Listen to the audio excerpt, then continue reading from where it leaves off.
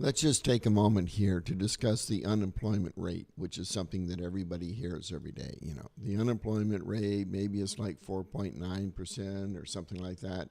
And, we all know that it's the percentage of the labor force that is currently without work but seeking employment. It's the unemployment rate. They have statistics and charts and everything, and here we are. They're showing the unemployment rate is going down dramatically in a certain number of years here. But, there's a contrarian view too, and there are people that say there's a better way of measuring the unemployment rate because they feel that this has gotten a little too political. So there's this employment to population ratio. It kind of measures the same thing. It's um, the labor force that is employed divided by the total population, but basically it's also measuring how many people, what percentage of people are employed. And another thing that has come up is if you look back in history, you'll find people have they're pointing out the fact that around 2010 or so that we made a major change in the way that we go about calculating who is in the unemployment rate and who's not.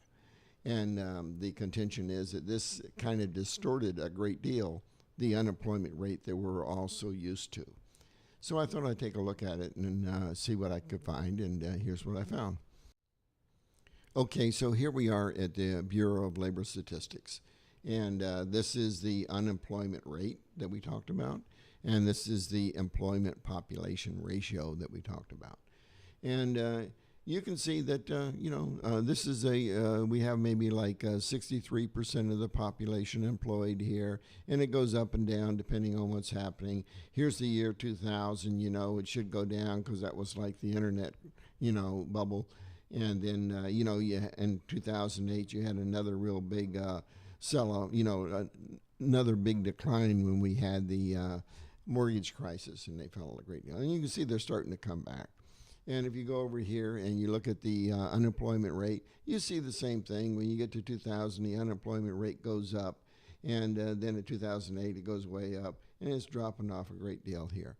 So since these two are really measuring kind of the same thing, you would expect that if you were to plot them on top of each other, you would have a similar trend throughout history.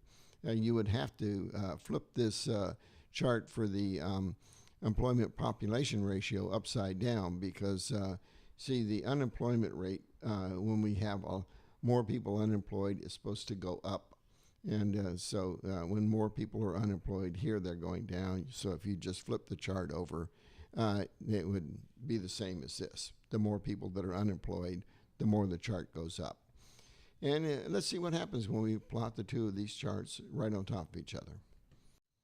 Okay, so here we are with the unemployment rate mapped on top of the population to employment ratio. And they should be the same or similar to each other. In other words, whenever there's trouble and, the unemployment rate went up, they both go up together. When they go down together. Here we are in the year 2000 where you have the internet crisis. And so both of them go up as the unemployment goes up. And here they are coming back down as we recover from it. And in 2008, we have the big mortgage crisis, and boom, they both go way up. And then right here, around 2010, 2011, just like those articles were saying, they redefined what the unemployment rate was. And so the unemployment rate just drops like a rock. But it's just, it's not what we're used to. In other words, like, this is probably the true value of the amount of unemployment in our society as we're used to hearing it. In other words, like if you had the old definition of the unemployment rate, it would probably be right about here.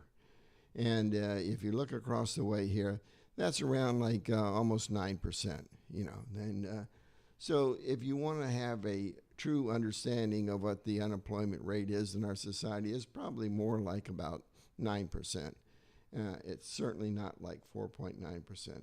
But with the new definition, it makes everything so that it doesn't work very well compared to what we're historically used to. It's all politics. It's politicians at work trying to make everybody feel that we have more employment than we really do.